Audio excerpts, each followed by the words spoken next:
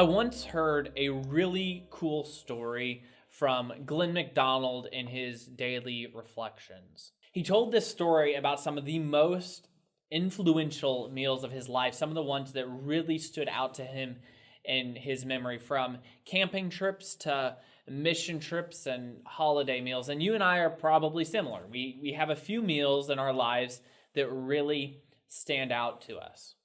And then he made this very interesting point that we've had thousands of other meals in between that we probably don't remember at all. I can't even remember what I've had every day this week, much less the entirety of my life. And our spiritual lives are very much the same way. We've had some of these big spiritual encounters or these big spiritual events that have heavy influences in our lives, whether that's baptism, whether that's a conference or a mission trip. We have all these big experiences, but we ought to also have all of those thousands of little meals in between, those little spiritual encounters. Romans 12 says this: "Therefore I urge you, brothers, in view of God's mercy, to offer your bodies as living sacrifices, holy and pleasing to God.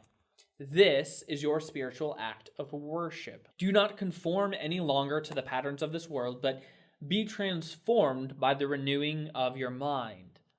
Then you will be able to test and approve what God's will is, his good, pleasing, and perfect will." See, the context of this passage carries with it the idea of a day-by-day renewal, a day-by-day transformation. It's not a, cool, I've prayed that prayer, I'm done.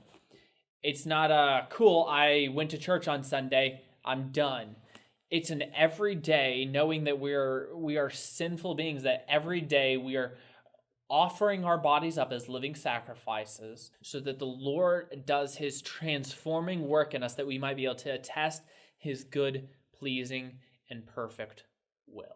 Now, you might be wondering, what does that look like from a practical standpoint? What does it look like to lay my life down as a living sacrifice and to be transformed day by day? And I like to go back to Psalm 119, the longest book in the Bible, spends 172 verses talking about delighting in the law of the Lord, his statutes, his decrees, his precepts, delighting and taking joy in them. And he starts it all by asking this question: how can a young man keep his ways pure? By hiding his word in our hearts so that we might not sin against him. It's easy to focus on the big spiritual moments, and without those, it's very easy to feel like we're just kind of dying. We're in this state of dying, and we're not really being transformed. We're not experiencing that day-by-day renewal. But get in the Word every day. There's going to be days where you're not taking away anything from it, where you don't understand what's going on. Pray. There's going to be days where it feels like you're just talking to yourself. There's going to be days where it feels like no one's listening.